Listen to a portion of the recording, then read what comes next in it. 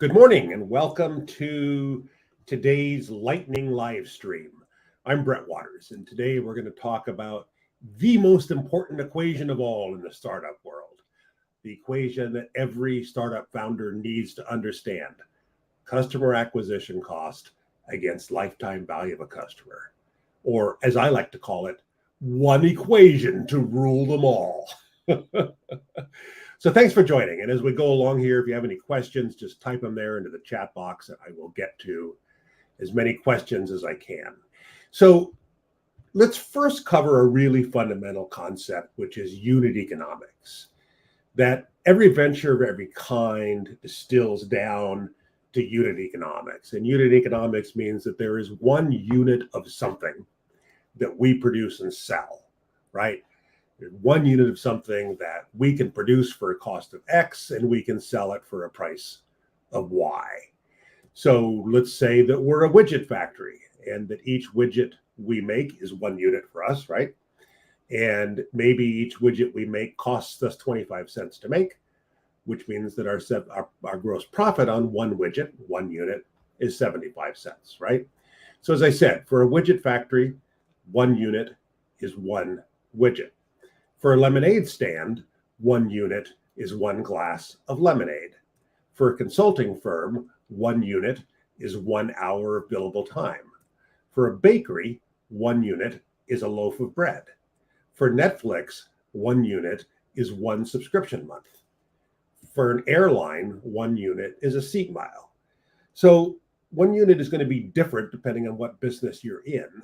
But every business of every kind distills down on some level to unit economics. We got one unit of something that we make, and it costs us X to make, and we resell it for Y, right? That's unit economics.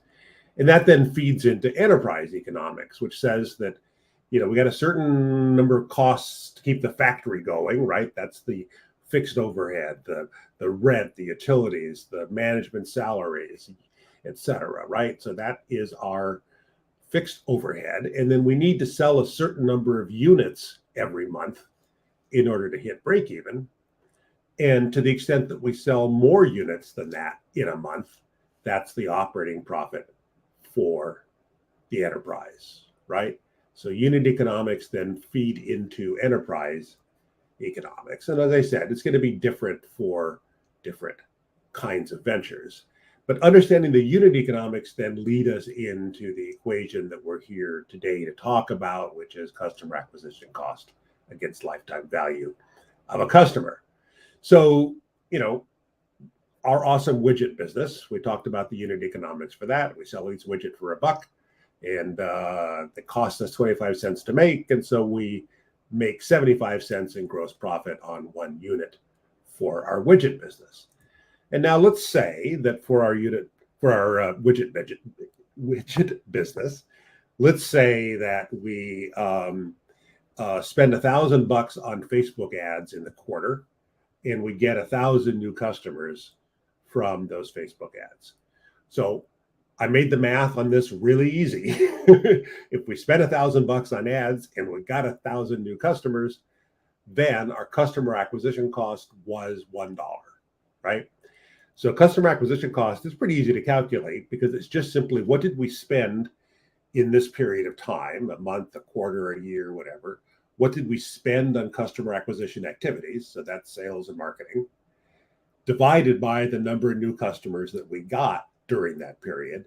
That's the customer acquisition cost, right? Very simple math. What did we spend on customer acquisition activities during the period, and how many new customers did we get? That gives us our customer acquisition cost. Now, if each one of those 1,000 new customers buys one widget from us, then we've actually lost money, right? Because we spent $1 to get that customer and we've only made 75 cents from them. But what if we had evidence that our widgets are so awesome that a new customer buys one from us and then they love them so much that they come back and they buy 3 more, right? Maybe over the next year, they buy 3 more widgets. So once we have a customer, we can sell them a total of 4 widgets over the course of the next year. So now our lifetime value of having that customer is $3, right? So we make 75 cents per unit. They end up buying 4 units during their lifetime with us as a customer. So 4 times 75 cents is $3. So now we're looking good. Now we're looking like an engine that makes money because we can spend $1 to get a customer and we can make $3 from them. So that's the concept of customer acquisition cost against lifetime value of a customer. Super easy, simple concept, right? And yet it remains a leading cause of startup death, is realizing too late that all in you're spending $53 to get each new customer and you're only able to monetize them for $41, right? This is a leading cause of startup death. And here's a couple of examples for you of startups that died. So Tutor Spree is a company that came out of Y Combinator a few years ago, came through YC, and they were featured in TechCrunch, and they were pretty awesome. That it turns out tutoring is a $5 billion market. It was Tutor Spree was a marketplace to connect people who offer tutoring with people who are looking for tutoring. Right? Great idea. Their monetization model was that they took a 50% cut. So if you spent $50 to get a math tutor for your kid, that the tutor got $25 and Tutor Spree got the other $25. And that because the founders of Tutor Spree were SEO experts, that they knew how to game the system and get free traffic off of Google.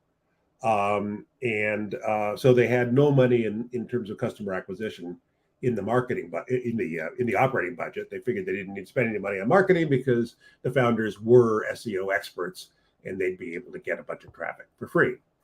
Raised $1.8 million from Sequoia and a bunch of other investors, and everything was awesome until one day Google changed their algorithm, and Tutor Spree found that their SEO traffic went down by 80% overnight. So all of a sudden, their customer acquisition costs changed because they thought it was going to be free getting traffic on Google. And now all of a sudden, they got to spend money on marketing. So their customer acquisition cost has changed.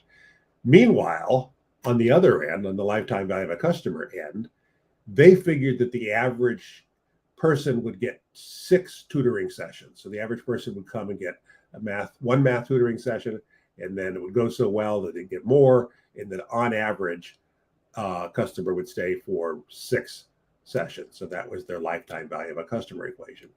And what happened was that because the platform took a 50% cut, the tutors would do 1 session with a customer and then say to the customer, hey, next time just contact me directly and we'll both end up better off. And so their lifetime value of a customer estimate was way off because people weren't coming for an average of 6 tutoring sessions. They were coming for 1 or 2 tutoring sessions. And so all of a sudden, their estimates on both ends of the equation, both in terms of the customer acquisition cost and in terms of the lifetime value, were wrong, and they filed for bankruptcy and shut down. To the founder's credit, he wrote a whole blog post about their experience, and you can find it out there on the interwebs.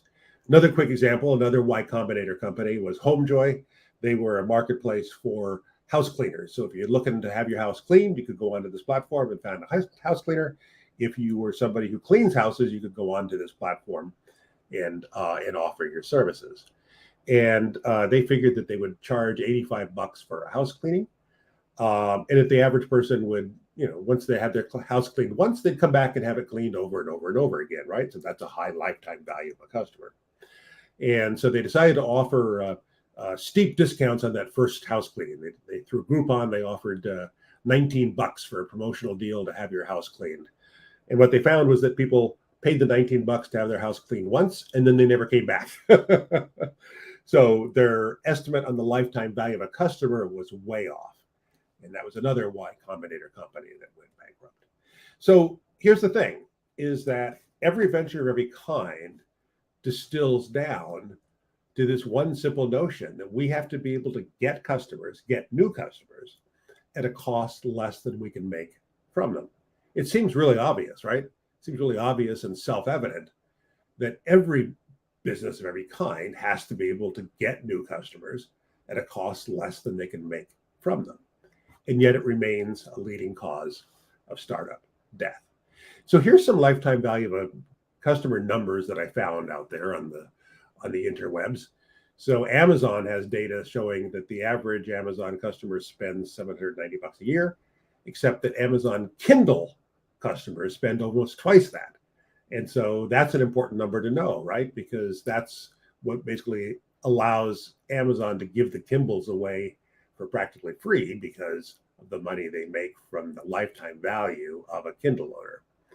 Netflix, the average subscriber stays on board for 25 months. Some longer, some shorter, average of 25 months. So that tells them exactly what their lifetime value of a customer is. And the Starbucks one is particularly remarkable. The average Starbucks customer spends $24 a week over 12 years. So their lifetime value of a customer is very high. So Peter Drucker, who's kind of the father of modern management consulting, he says that the entire purpose of business is to create and keep a customer. And you notice that keep is the key thing, right? Because keeping customers is what drives the lifetime value of a customer. Okay, so that is your quick overview of the most important equation of all, customer acquisition cost against lifetime value of a customer. Again, every business of every kind has to have a replicable and scalable way of getting customers at a cost less than they can make from them. So an obvious question would be, so if I'm out shopping for capital, out shopping, talking to venture capitalists and others, what do investors like to see? And the answer is that they like to see a lifetime value of a customer be at least 4 times what the customer acquisition cost is.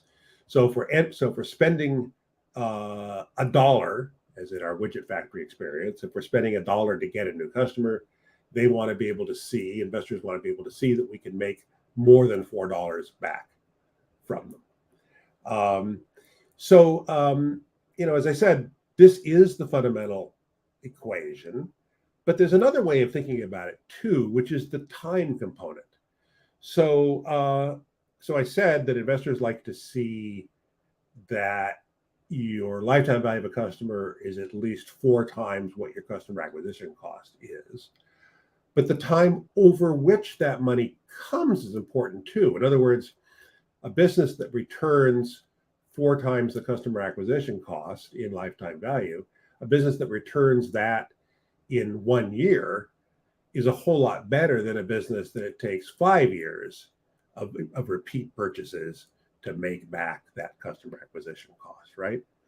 And so some venture capitalists today are increasingly changing this equation, or maybe I should say enhancing this equation, to add another dimension for time. And here's the way to think about this is if you spend $1 on customer acquisition activities, how long does that take for that dollar to come back doubled? Okay, so if we spend $2 on customer acquisition, how long does that take for us to get $4 back in gross profit from that new customer? And so VCs today are frequently referring to this as CAC-D, meaning CAC doubled, right? And this equation is measured in months. So again, let's go back to our awesome widget business. If we spent $1,000 on Facebook ads, got 1,000 new customers, then our customer acquisition cost is $1, right? And if we make 75 cents on selling a unit, one widget, then to double our CAC, we would need to sell 2.6 widgets, right? And so if our data shows that the average new customer buys 2.6 widgets over 15 months after we get them as a new customer, then our CAC-D is 15 months, right? So again, this is just simply a way for some investors to look at this, that what matters is not so much what, or kind of in addition to the multiple, also how quickly does it come back? Because really what we're doing essentially is we're taking $1 off the balance sheet, we're spending that $1 on customer acquisition activities, right? And then how long does it take for that $1 to come back to the balance sheet doubled? Okay, so Lisa has a really good question, which is to calculate customer acquisition cost, do you use only the cost of paid advertising? Should it include CRM cost, sales navigator cost, team salary, etc.? And the answer is yes, Lisa, include all of that. And this actually is a mistake that a lot of people make. A lot of people think of it as just being the ad spend, but your customer acquisition cost really is the cost of all of your customer acquisition activities divided by the number of new customers they yield. So, I've had startup founders say to me, our customer acquisition cost is zero because I go out and I do all the sales myself. As the founder of the company, I do all the sales myself. It's all direct sales. I spend most of my day doing direct sales. Therefore, our customer acquisition cost is zero. And I say, okay, so it's only zero if you think your time is worth zero. If you, as the founder, have to spend 3/4 of your day out making sales calls, then that's real money. And so that's your customer acquisition cost is what is the value of the time that you spend every month on sales divided by the number of new customers that you get in that month, right? That's your customer acquisition cost. And so, Lisa, I'm glad you brought this up because this is one of the biggest mistakes people make is thinking that the CAC is just the spend. The CAC is all of your customer acquisition activities combined, divided by the number of new customers that you got. So bottom line on this is that ultimately you want to see a ratio of lifetime value of a customer over customer acquisition cost of better than 4. Or thinking of it in terms of time, you want to think of the CAC-D as being less than 18 months. In other words, the amount of time it takes for your CAC to come back doubled as being less than 18 months. So that is my little lightning live stream on customer acquisition cost against lifetime value of a customer. And let me just add on another layer to this, another thought to leave you with, is that it's amazing to me how often across pretty much every kind of business I've dealt with, how ultimately at some point, a couple of years into it, you realize that 80% of your profits are coming from 20% of your customers. It's amazing how this is true across consulting and manufacturing and SaaS and pretty much every single sector, that ultimately you realize that 80% of your profits are coming from 20% of your customers.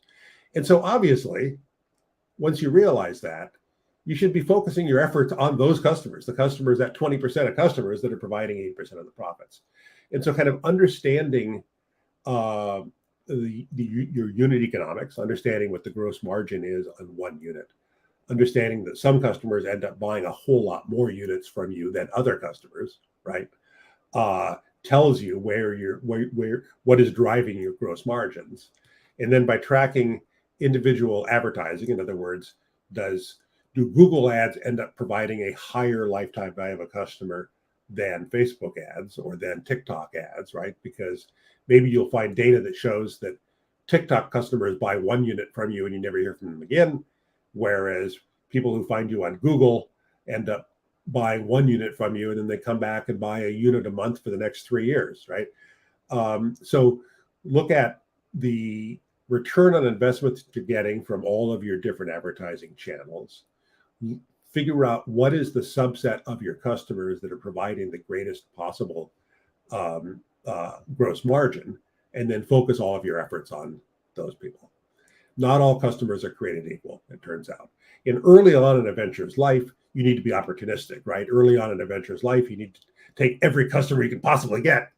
But then as the venture becomes more mature, you need to become strategic and focus not just on getting every customer you can get, but instead focus on the customers that are delivering the highest gross margin to the company, which is frequently the customers who are making the most repeat purchases, because it's repeat purchases that are driving the lifetime value.